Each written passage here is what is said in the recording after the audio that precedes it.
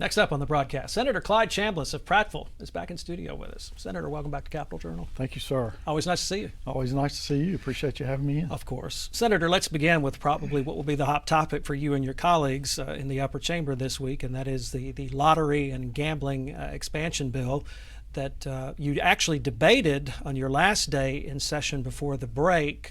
Senator Del Marsh, who's sponsoring this legislation, has said going in this week that he anticipates a vote on this package this week. What do you think? Well, this is probably the most transformative piece of legislation that we will see in our lifetime. If this legislation passes and the people vote on it, it's going to change our state. So I'm hoping that we really take it slow, take it easy, and really just study and have a lot of debate. We have started the debate, as you mentioned, but hopefully we'll continue that and hopefully we'll get it right instead of just rushing it through. Did you like the way that Senator Marsh went about this before the break? He wanted to hear a lot of concerns on the floor. He brought it up for debate but never intended for it to be voted on before the break. He said he wanted to gather all those concerns and address them over the break and be prepared to answer questions when you come back. Well, that was very helpful, obviously. This is a big bill. It's heavy reading. Some bills we read are easy to read. This one's heavy reading. And, and I understand the senator has been working on it 9 months or so, and we've seen it about 9 days. So we're still trying to digest it and work through it. So hopefully we'll do that and not, as I say, rush for passage. Because among many reasons, this legislation goes so much further than any other bill has done. It's not just about a lottery here. We're talking about casino-style gaming. We're talking about sports betting. That's correct. We would go from a state with a constitutional prohibition on any type of lottery to a full-scale gambling state. And we need to be very careful with that. The vote would not be until November of 2022. So I don't sense a need to just rush it to get it done. We need to be deliberate. We need to look at the details and just make sure we get it right. Generally speaking, do you like what you see? Are you having some concerns? I have some concerns. It's anytime you go from one end of the spectrum to the other, you need to be careful. What are the unintended consequences? One of the big issues is the free market. This seems to be going counter to what we as Republicans really like to see as a free market. Understanding that there are things that have happened over the years that prevent us from being a truly free market because we do have operators already in the state. But on one hand, we're giving some, writing into the Constitution, their ability to operate and excluding others. So we need to be very careful when we're doing that. I assume you're referring specifically to the casinos because those are very specifically outlined in the legislation. 5 of them around the state, with some possible wiggle room for 1 or 2 others if the Gaming Commission, which would also be created under this legislation, were to approve that. Does that concern you, that there's wiggle room for even a couple more? It does. And how are those selected? Is it a competitive process? That sort of, does the free market come in there?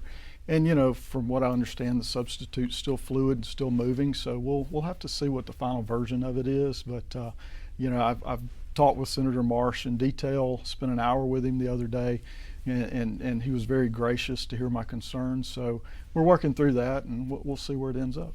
You serve on the Finance and Taxation General Fund Budget Committee in the upper chamber, and the general fund would be one of the beneficiaries of some of the proceeds under this legislation. What do you feel about that? That's correct. And one of the big things that I was adamant about previously, and that Senator Marsh has included in this bill, is that the first proceeds would go back to pay the Alabama Trust Fund that we borrowed money during the Great Recession. We've paid a large portion of it back, but we still have a 100 plus or minus million balance there, and we need to do that. My second thought is that we fill up our general fund reserve, as we've talked about on this show many times. We have about $27.5 million in there now with a $100 million cap, so I'd love to see us get to that cap before we start spending money. And then more importantly, long term, we need to have these monies in hand before we spend them. In the private world, that's what we do. In government world, we try to project and get ahead of ourselves. So in a downturn in the economy, it becomes a very difficult thing.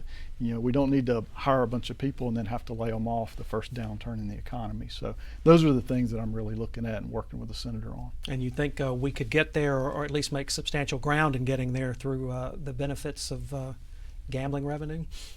Well, that's not my favorite way to do it. Gambling revenue is actually a very poor way to fund a state government. But if we're going to have it, and that's still an if, but if we are, we need to have these protocols and procedures in place before we say yay or nay. Senator, I want to spend these last couple of minutes talking about a bill you filed last week that's an outgrowth of the Criminal Justice Study Group of a year or so ago, and it goes along with our prison reform efforts this year. You're looking to create a couple of new positions, one within the Alabama Department of Corrections. It would be called Deputy Commissioner of Prisoner Rehabilitation. Another in the Alabama Bureau of Pardons and Paroles. It would be the Deputy Director for Parolee Rehabilitation. How do you see these new positions really carrying forward our reform efforts here?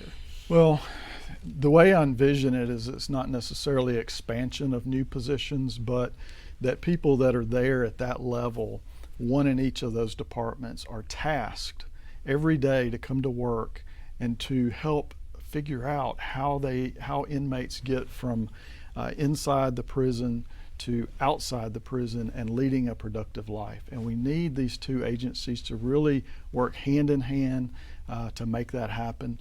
With former Senator Ward's help, we've added a study commission to this to really study this idea, because that is what the prison system and pardon and paroles is for, is to rehabilitate and then to turn out back into the economy a productive citizen.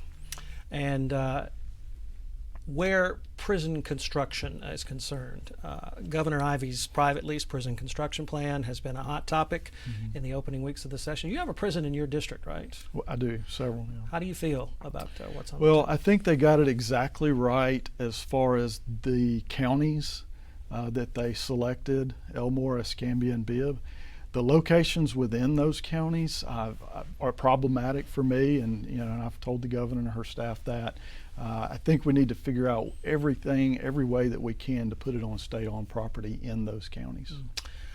Where the new prisons are concerned, a lot of the critics have said that new prisons won't go nearly far enough in addressing our problems. Is that why the reform legislation like your bill we mentioned are so crucial as being companion pieces to the construction elements? They are very important to that process. Construction is what I look at as the foundation of the reform, of the changes to our system. Without that, it's going to be very, very hard for us to really affect change. But when we have the new design, the new structure, the cameras, all of the technology, then then we have the space for the mental health and the health care and all that, the programming, then we can really make a difference. And then this legislation comes in and works hand in hand with all of that. And all of it working together, I really think we can turn around our Department of Corrections. Senator Clyde Chambliss of Prattville, it's always a pleasure to have you on the show. Thank you. Thanks for being here. Thank you. And Capital Journal. We'll be right back.